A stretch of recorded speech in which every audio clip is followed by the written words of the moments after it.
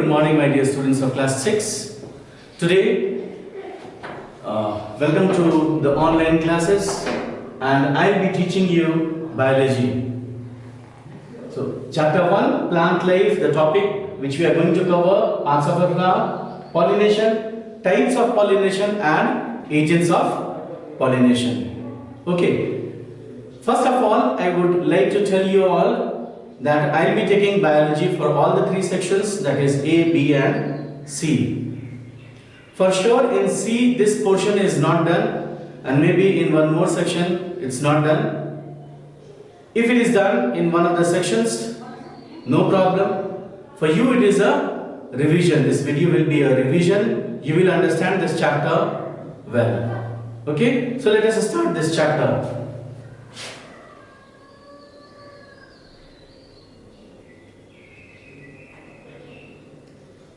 Now here you will see the topic is parts of a flower. Let us talk about flower.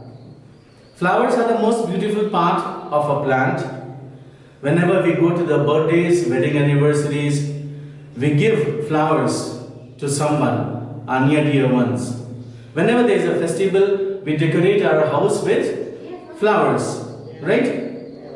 So this is the most attractive part of a plant. When we talk about the structure of a plant, a flower, so first you should know that this is the reproductive organ of a plant.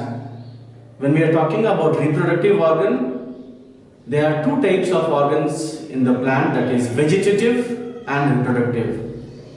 So flower is the reproductive part of the plant. It produces fruits and seeds. Each flower is attached to the shoot by a stalk called pedicel. So this is called pedicel. Now here you will see that there are two diagrams. One I have taken from the net, and this I have drawn it. So that it will be easy for you if the question comes, draw a level diagram of a flower. So here you can see it. It's very simple diagram. This portion is called pedicel. Okay. So in some flowers, pedicel, that is stalk of the flower, is there, and in some flowers it is missing. If the pedicel is missing, we call it sessile flower. A flower without a pedicel is called sessile. Now basically it has got, the flower has got four whorls, four parts, namely calyx, corolla, androecium and gynoecium. Now here in this diagram you will see this. Number one, here this portion is sepal, together we call it calyx. Sepal is the unit. The second one is corolla, which is the colored part of the flower, made up of petals. Then we have got androecium. The unit is stamen, and this is made up of anther and filament.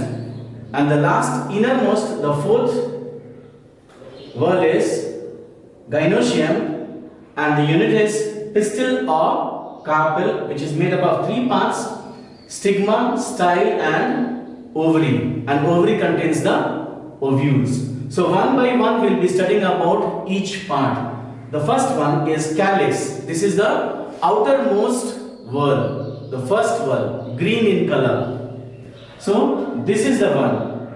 Here you can see this is the one. The single one is called sepal. And what is the function of this calyx? It protects the flower in the bud stage. Okay. Here you can see this is the outermost whorl of the flower. It consists of collection of sepals, and sepals are green leaf-like structures that protect the inner bud from cold and other injuries. Then comes the second whorl or the second part of the flower, and that is corolla. This is the second whorl. It is made up of petals. Petals are modified leaves which are bright in color. These are the most attractive part of the flower, and it attracts the pollinators and here the pollinators are bees, butterflies, etc. So they are attracted and come to the flower to take the nectar and help in pollination. So they are usually the most beautiful part of the flower. This was the second whorl of the flower. Let us come to the third one. So this is the structure of a stamen. This is the unit, we call it androecium. So this is the third whorl of the flower. Now here you see, this is the third whorl of the flower, androecium. It is the male part of the flower. In flower, there are two parts, male part and female part. So this is the male part. Each stamen is made up of a long thread-like structure. So this one, thread-like structure. And this is called filament. We call it filament. On top of the filament, there is a tip, and that is called anther. Now here in this diagram, if you see, if you cut the anther transversely, you will find the pollen sacs. Pollen sacs. And these are the ones which contains the pollen grains. And in the pollen grains, we have got the male sex cells or the male gametes. Okay? Anther contains pollen sac and produces pollen grains that contain male reproductive cells called male gametes.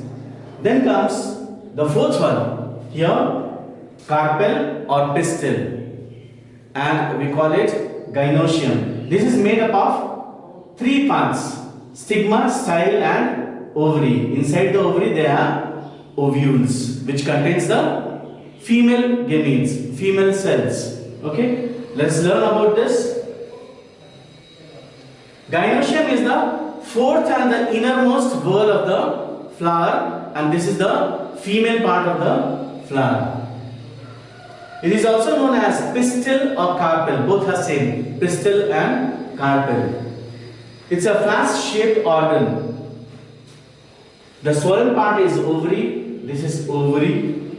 The thin tube-like stalk is called the style. So this one is called the style. And at the tip, there is a sticky stigma. Knob-like sticky stem of the pistil is called stigma. Now here in this ovary, you can find this round structures, and these are called ovules. Okay?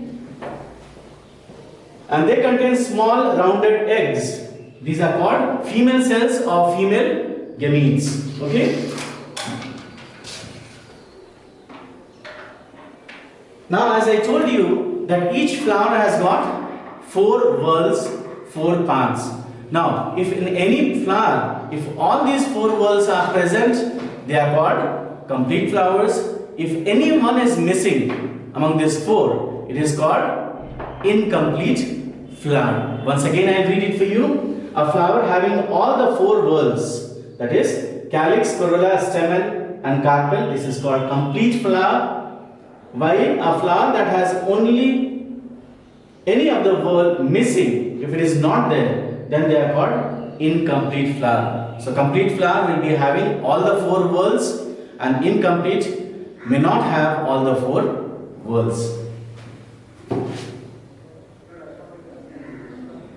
Now comes pollination.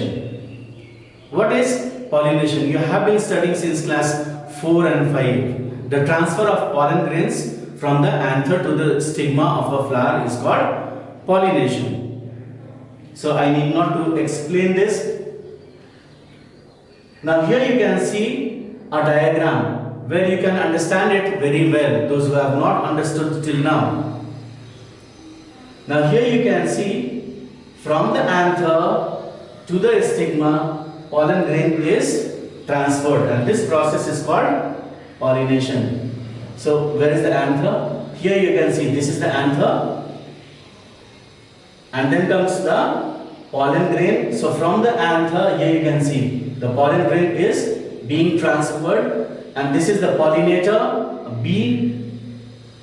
Ultimately, it reaches to the stigma, the female part of the flower. Okay, and this process is pollination. I think you have understood it very well now. Now let us talk about the types or kinds of pollination. So there are basically two types of pollination. One is self-pollination and the other one is cross-pollination.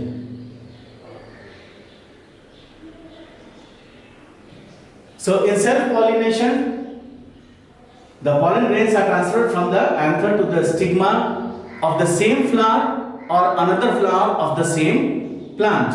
Whereas in cross-pollination, the anther transfers this pollen grains to the stigma of another flower of another plant of the same species. So it is between two plants. So we will be studying about both these separately. The first one, self-pollination. Now here you can see, this is the anther and the stigma, the male part and the female part. Now the transfer is of pollens.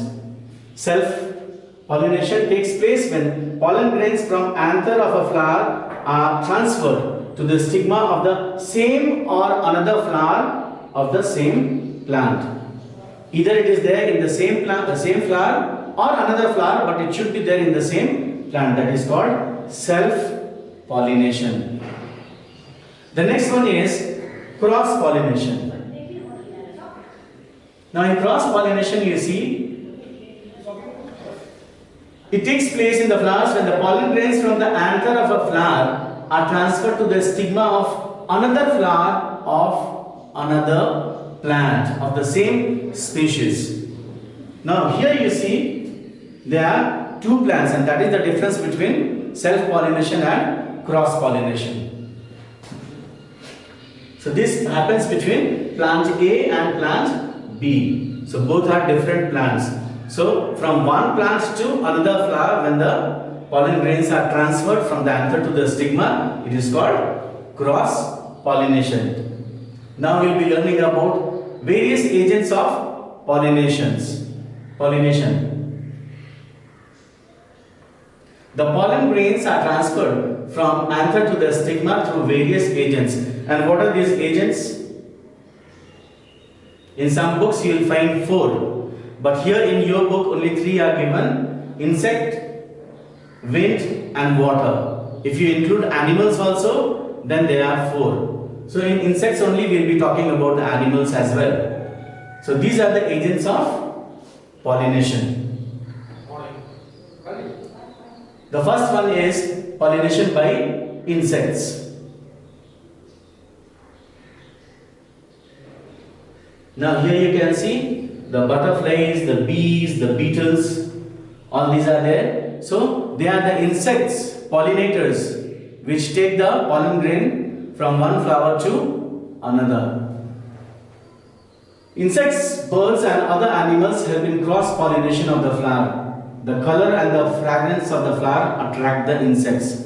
These are the corolla, the petals, the colorful part of the flower. Because of this, the insects are attracted and they come to the flower. They sit on the flower and they take the nectar. Nectar is a sweet fluid of the flower.